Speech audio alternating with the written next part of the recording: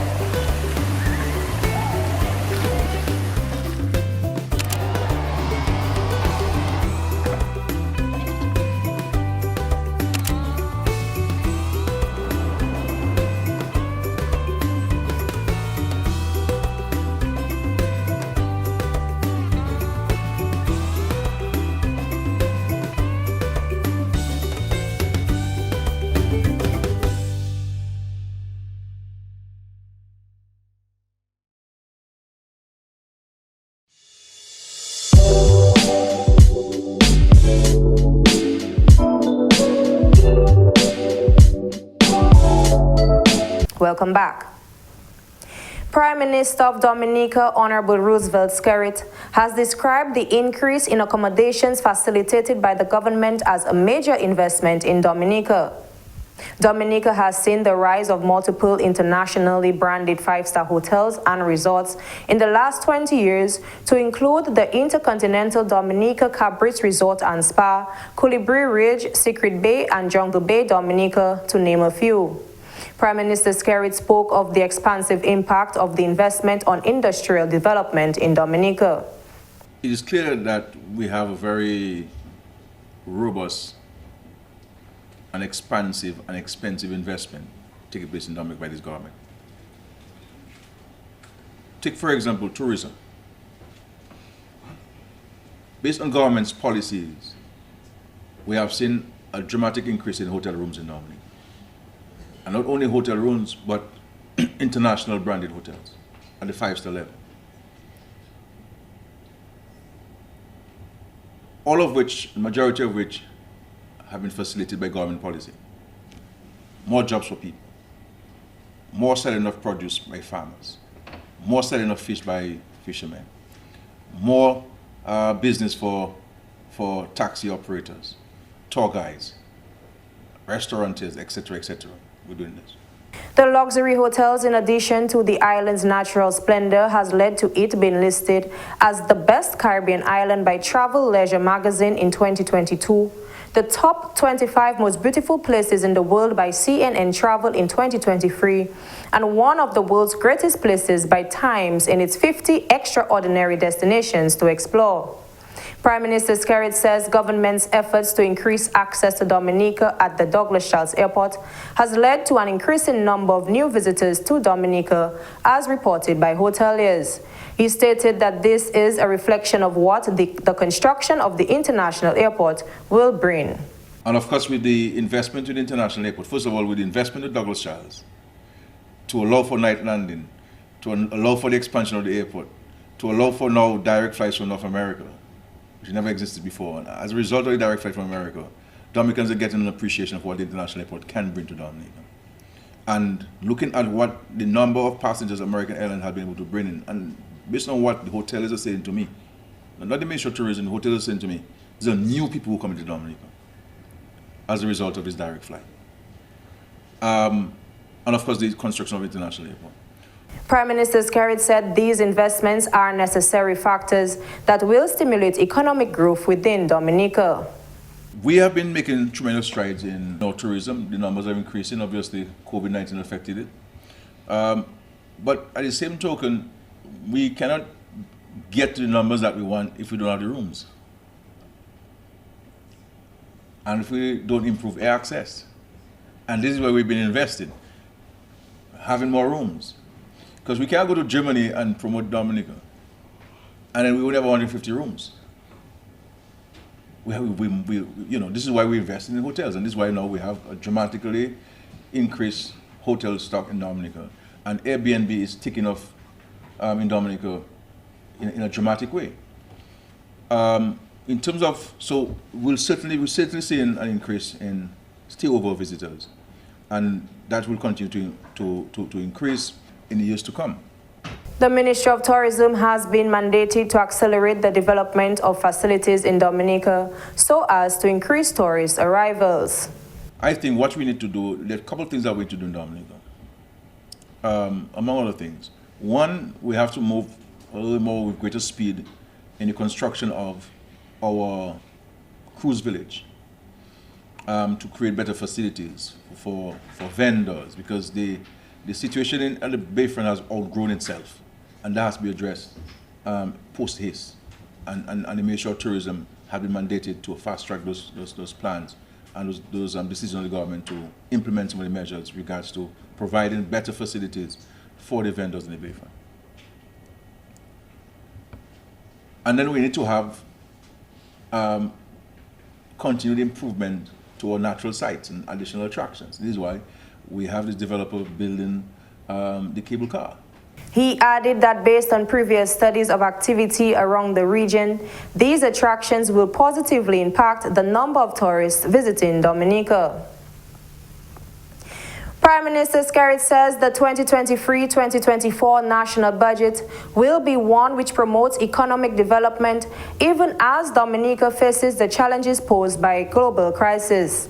He stated that small islands states such as Dominica are seeing the effects of global events such as the Russia-Ukraine war while still recovering from the COVID-19 pandemic. He noted that these challenges must be taken into consideration when formulating the national budget. We are not immune to the effects of the Russia-Ukraine war or the impact of external economic shocks on our small economies. We are observing with interest what looks like a banking crisis developing in the United States, with the recent collapse of 3 banks, and we are still emerging from the COVID-19 pandemic. Like everywhere else, we are experiencing the high inflation associated with the war, sharp increases in food and commodity prices, and of course, higher fuel costs. We have very little control over these market forces, and our small size and population make us especially vulnerable. So the challenges do exist, and these realities will have to be taken into consideration when planning the 2023-2024 budget. Measures must be taken to sustain the growth the country has made in various sectors, including tourism and agriculture, while developing a strategic approach to public sector expenditure. Our approach must be to consolidate the gains we have made since the COVID-19 pandemic, with measures to maintain growth in tourism, agriculture, the construction sector, small business development, manufacturing, and the digital economy.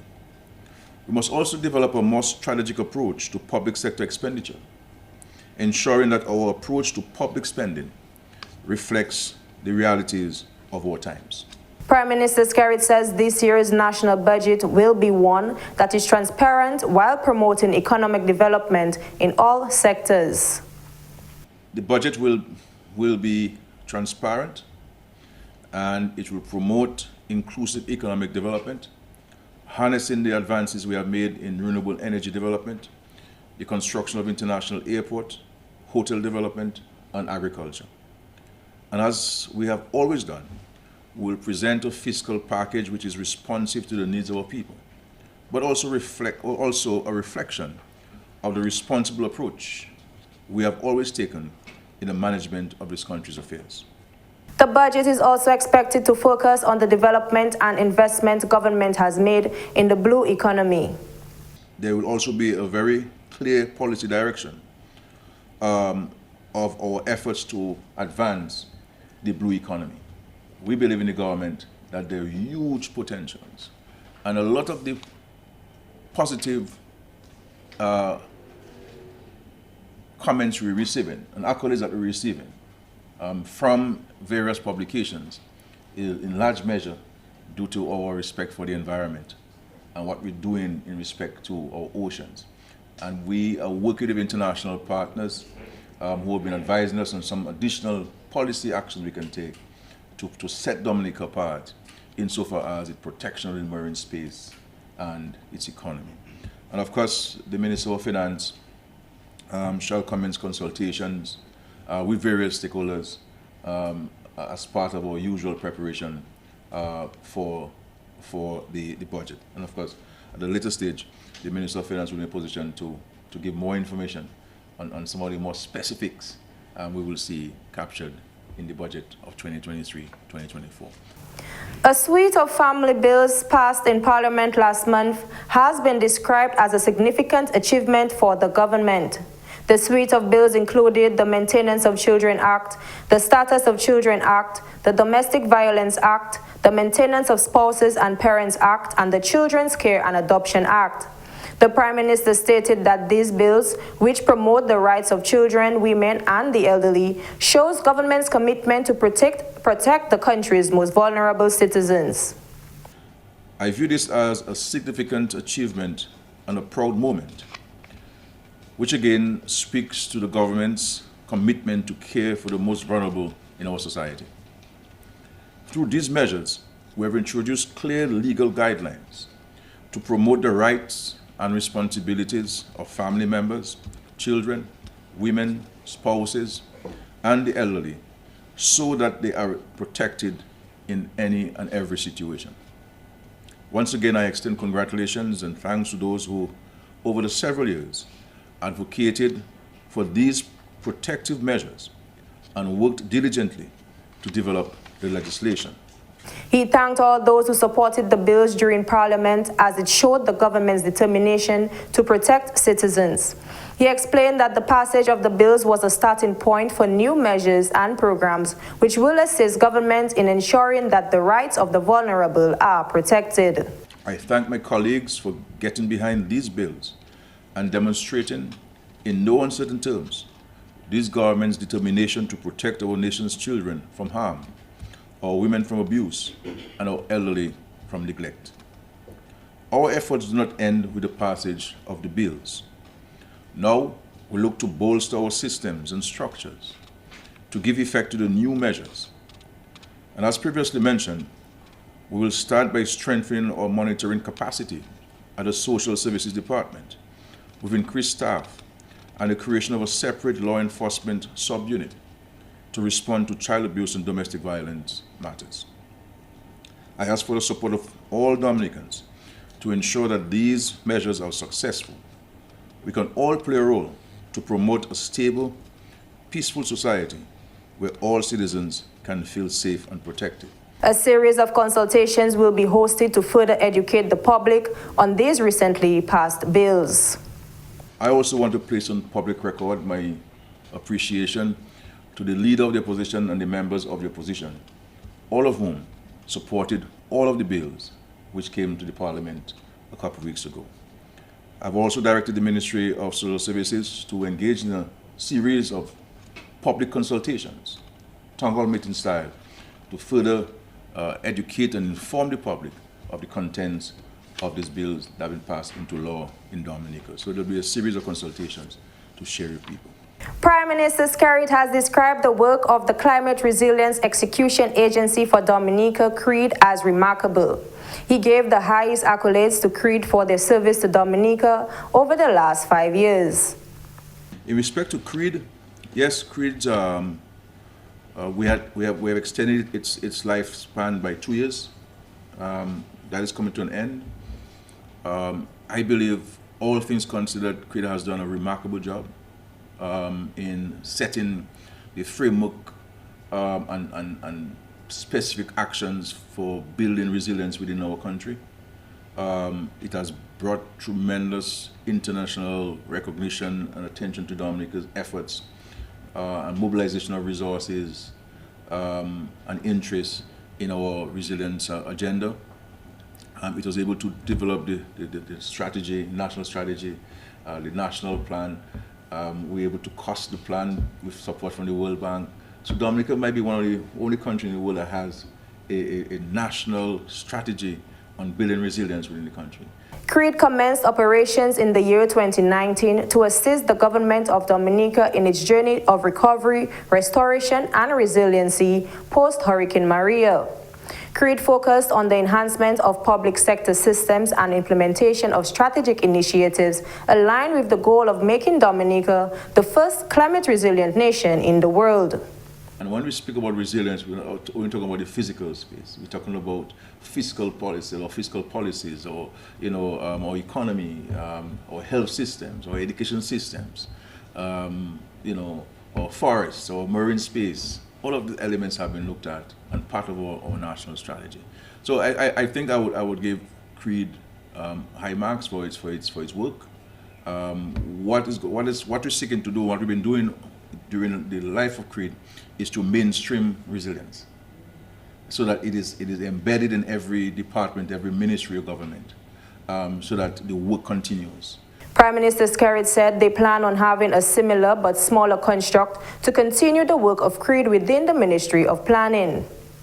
What we're seeking to do as well in the Ministry of Planning is to have sort of a smaller CREED that will ensure that the legacy interventions by CREED are paid attention to, so that there'll be a structure in the Ministry of Planning, Ministry of Economic Planning, that will oversee the continued implementation of our resilience plan, because it's an ongoing work. You'll never be able to complete it, because there'll be additional elements that you'll have to take on board, and to ensure that we can tie all ministries and government departments to what we're doing and continue to do. You're watching National Focus. More when we return.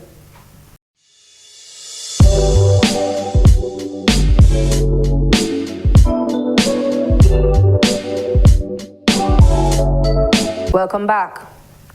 The government of Dominica is in full preparation mode for the commencement of operations of the American Canadian School of Medicine in September 2023. The American Canadian School of Medicine's primary mission is to prepare and educate excellent physicians with an interest in primary care, global health systems, and a commitment to practice in underserved communities. The school aims to foster inquiry and collaboration in a unique and diverse learning environment which develops outstanding students. The school is set to begin classes for the fall semester with 50 students, with enrollment expected to increase for the spring semester in January 2024. Following the departure of Ross University from PCAD, we explored several options for a replacement school. We eventually signed an agreement with the operators of the American Canadian School of Medicine, and I'm happy to report that the school is on track to begin operations in September with a roll of approximately 50 students. Enrollment is expected to increase at the start of the spring semester in January of 2024. Prime Minister Skerrit has given government's commitment to assist the school in achieving its mandate in providing quality education to its students. On Wednesday, May 3rd, last week, I, along with members of the Cabinet and senior public officers, met with representatives of the International Agency for Accreditation and Rating, as well as senior members of the school's administration, to discuss areas of collaboration between the government of Dominica and the university. I assured the accreditors and the university personnel of our government's support for the school's mission to provide high-quality education to medical students from Dominica and abroad. This partnership is expected to be mutually beneficial to both parties due to a proposed social partnership agreement. We are seeking to build a strong, mutually beneficial partnership with the school, from which our students and people can realize long-term benefits. We intend to enter into a social partnership agreement with the American Canadian School of Medicine, which will provide them with access to our medical facilities for teaching. The school, in turn, will assist with our efforts to ensure superior delivery of healthcare And that will include support on the management of our hospitals, our population having access to the medical experts and consultants who will be faculty and staff at the medical school. As a matter of fact, they already started with that venture. And several of our medical and other professionals will be considered for employment at the school. In fact, if you visit the school's website at acsom.edu.dm, a number of job openings have recently been posted. The school is also expected to assist medical students of the Dominica State College who will receive the opportunity to complete the degree in California. We'll also seek support to develop coursework at the Dominica State College, and Dominican students will be able to access medical studies at the school's Pequot campus with the opportunity to complete their clinical rotations in the state of California in the United States of America. But full scholarships, that is, for Dominican students. According to our agreement, the school will award full scholarships to Dominican students on a yearly basis. From our recent visit to the campus, I am assured that preparations for the first semester are progressing well. The government of Dominica is excited about the economic prospects for Portsmouth and the North over the long term, and we're committed to playing our part to ensure that the new school is a success. The Prime Minister has once again expressed his disappointment as government has not yet received the report from Sir Dennis Byron in relation to electoral modernization in Dominica. Sir Dennis Byron, who is a former president of the Caribbean Court of Justice and former Chief Justice of the Eastern Caribbean Supreme Court, was engaged by Cabinet in 2020 to serve as the sole commissioner to advance efforts towards electoral reform in Dominica. Due to the COVID-19 pandemic, the final report, which was originally due in December of 2020, was delayed. However, Prime Minister Skerrit stated that the report, which was expected in March 2023, has not yet been received. I expressed my frustration on the fact that we have not received the report. The report was promised to us on March 2023, in May. And this is concerning to me because we absolutely in our country need to set this issue of electoral modernization, electoral reform aside and focus on equally more important matters or equally important matters of the state. This is a commitment we gave, and as I've said to Sir Dennis, and of course, you know, we had the challenges of COVID-19 and the slowdown of this. My view is, at whatever stage the final report is, submit it to the people of Dominica. And let us take it from there. Prime Minister Skerrit explained that while government is ready to move forward with consultations with stakeholders for the finalization of legislation to bring to Parliament, the final report is required to move forward with those plans. When I attended the symposium in Trinidad, I raised with my CARICOM heads and the Secretary General that I will also want the CARICOM to step in to play a part with a view to advancing some of the fundamental elements of the electoral modernization process in Dominica. And so it's concerning for us. This matter was discussed in Cabinet yesterday again. It's a matter that we discuss every week and seeking a follow-up. You know, we're ready to move with the consultations and the finalization of the bills and the policy position and go to Parliament and enact the new legislation. The drafts have been prepared. So Dennis will have had a first draft. There were some refinements I understand being done. And our view is submit whatever is available and let the people of Dominica proceed with what we believe to be the fundamental elements of our electoral modernization process. The Prime Minister reassured citizens that electoral reform remains a priority for government.